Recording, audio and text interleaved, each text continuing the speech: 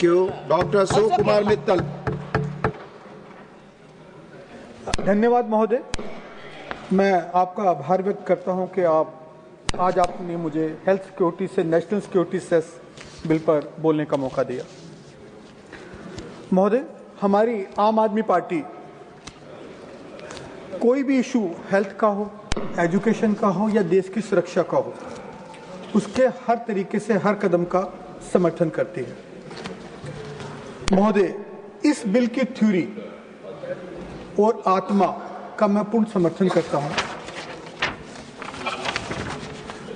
मेरा समर्थन इस बिल के इरादे को है, लेकिन मेरा विरोध इस बिल को लागू करने के तरीके को लेकर है। इस बिल का मूल मंत्र है कि हम हानिकारक वस्तुओं पर टैक्स इकट्ठा करें और उसे देश की सुरक्षा या स्वास्थ्य की बढ़ोतरी पर खर्च करें। सर, बड़ा अच्छा लगता है सुनने में ये बात। पर महोदय कहते हैं the devil lies in the details. जब मैंने इस बिल के प्रावधानों को पढ़ा, गहराई से पढ़ा, तो इसमें कई चिंताजनक बातें सामने आई। मैं कुछ क्लासेस पर इस सदन का ध्यान आकर्षित करना चाहूंगा। सर, सेक्शन 6 केंद्र सरकार को शक्ति देता है कि वह जनहित में सेस की मात्रा को कभी भी दुगना कर दे। सर, मेरा सवाल है कि ये जनहित की परिस्थितियां कौन तय करेगा? बिना किसी संसदीय बहस के रातों रात टैक्स दुगना कर देना लोकतांत्रिक मर्यादा के खिलाफ है, जो मैं समझता हूं। सर,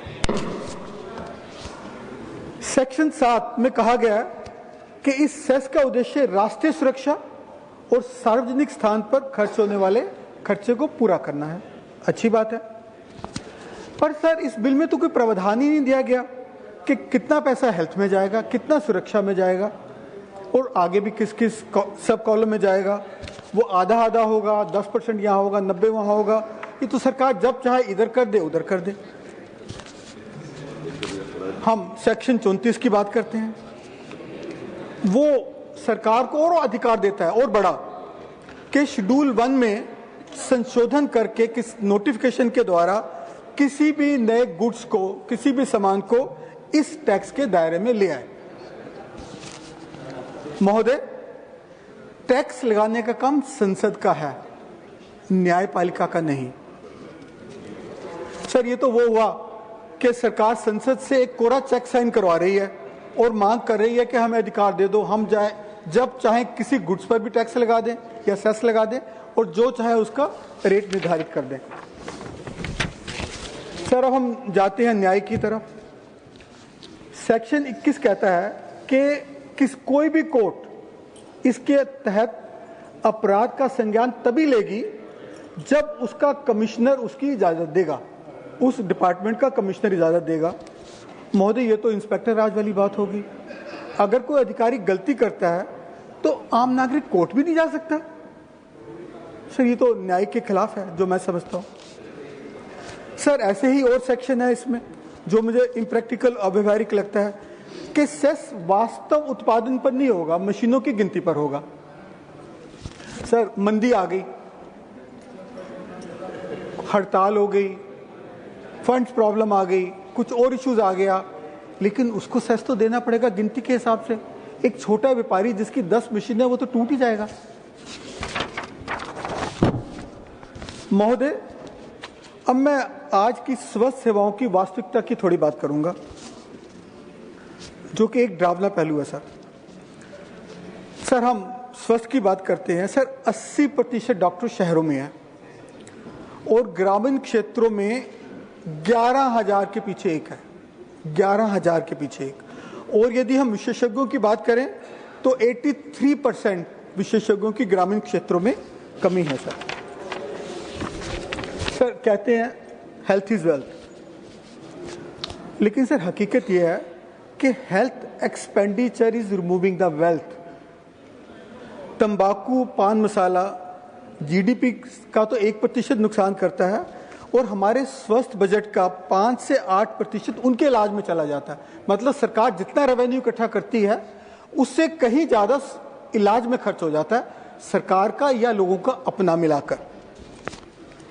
आम आदमी अपना इलाज कराने के लिए कर्जा लेता है, वो बीमारी से तो अलग मरता है, उसका पूरा परिवार उसके मरने के बाद उस कर्जे से डूब मरता है। सर, हम हेल्थ सिक्योरिटी का बिल ला रहे हैं, लेकिन सर हम दिल्ली में जैसे यहाँ पार्लियामेंट से बाहर निकलते हैं तो सर गैस चैम्बर में जी रहे हैं। दिल्ली में एक दिन में सांस लेना मतलब 25 सिगरेटें फूंकने के बराबर है। बिल में इसका कोई जिक्र नहीं है। प्रदूषण पर तो प्लान नहीं है, लेकिन टैक्स पर प्लान जरूर है सर। जब हम सर नेशनल सिक्योरिटी की बात करें तो हमारा ध्यान जाता है कि जो आजकल नई वार टेक्नोलॉजीज, वार टेक्निक्स आ गई हैं, ट्रेडिशनल गोली बारूद, टैंक, हवाई जहाज वो तो सब है ही, लेकिन उसके अलावा ड्रोन वार शुरू हो गई है। खासतौर पे मैं पंजाब में आता हूँ, पाकिस्तान भर भर के ड्रोन भेज रहा है, चिट्टा भेज रहा है, हथियार भेज रहा है। साइबर वार शुरू हो गई है, स्पेस वार शुरू हो गई है, ऑफ कोर्स हाइब्रिड वार शुरू हो गई है, क्योंकि आज एनिमी ऑन बॉर्डर भी है और ऑनलाइन भी है। सर 2025 में अकेले भारत में 26 करोड़ साइबर हमले हुए हैं। हमारे पावर ग्रिड, बैंकिंग, रेलवे जैसे क्रिटिकल सेक्टर पर 650 कोऑर्डिनेटेड, वेल कोऑर्डिनेटेड हमले हुए हैं, जो पाकिस्तान सपोर्टेड स्टेट एक्टर्स ने किए हैं। महोदय, अब मैं इस बिल की सबसे बड़ी विडंबना पर आता हूं, सेस की रियलिटी पर। टैक्स का पैसा राज्यों के साथ बांटना पड़ता है, जीएसटी का या बाकी और सीधे तौर पे, लेकिन सेस का पूरा पैसा केंद्र रखता है अपने पास। 15वें वित्त आयोग की रिपोर्ट है सर, जो बोलती है ग्रॉस टैक्स रेवेन्यू में सरचार्ज का हिस्सा, जो कि 2011-12 में 10.4% था, 1924 में बढ़कर सर 26% हो गया, 2.5 गुना बढ़ गया सेस का हिस्सा सेंटर के रेवेन्यू कलेक्शन पे। सर देखिए जिससे राज्यों को कितना नुकसान हो रहा है। सर कैग की रिपोर्ट जो अगस्त 25 की रिसेंट रिपोर्ट है, वो कहती है sir central government has failed to transfer 3.69 lakh crore worth of tax collection to intended reserve.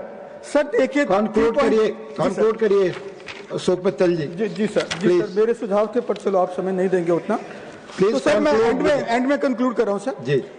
Health security और नेशनल सिक्योरिटी जो बिल है सर, ये तो आप पास कर ही देंगे, हो ही जाएगा। सदन पास करेगा, मैं नहीं कर रहा हूं, सदन पास करेगा, सदन पास कर देगा जी हाँ। पर ये सुरक्षा सर कागजों पर नहीं, जमीनी हकीकत पर भी होनी चाहिए। तो मैं अंत में अपनी बात कहूंगा सर, जनता के खजाने को यूं ही ना उड़ाना, किए हैं जो वादे ईमानदारी से निभाना, आम आदमी का स्वस्थ हो या देश का सैनिक, हर एक जान जिम्मेदारी से बचाना। थैंक यू श्री गोला बाबूराव, श्री गोला बाबूराव।